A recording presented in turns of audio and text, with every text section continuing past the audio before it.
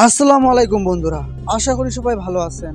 আরেকটি নতুন ভিডিও নিয়ে আপনাদের কাছে হাজির হলাম। অবশ্যই ভিডিওটিতে একটা লাইক দিবেন আর চ্যানেলটি যারা সাবস্ক্রাইব করেন নাই অবশ্যই চ্যানেলটিকে সাবস্ক্রাইব করে পাশে থাকবেন। কেননা একটা লাইক দিলে এবং চ্যানেলটির পাশে থাকলে কাজ করার উৎসাহ বাড়ে। আর এই উৎসাহ বাড়লে আপনারা অবশ্যই প্রতিদিন নতুন নতুন ইসলামিক ভিডিও আমার এই চ্যানেল থেকে পাবেন। তো বন্ধুরা, মুসলিমরা একটা প্রশ্ন করে এবং পশ্চিমারাও একটা প্রশ্ন করে, মুসলমানরা কাবার পূজা করে। তো এই প্রশ্নের উত্তরে আমরা সকল মুসলিমগুলো এই কথাই বলতে পারি, কাবা মুসলমানদের কেবলা, যা তারা প্রার্থনার দিক নির্দেশক হিসেবে গণ্য করে।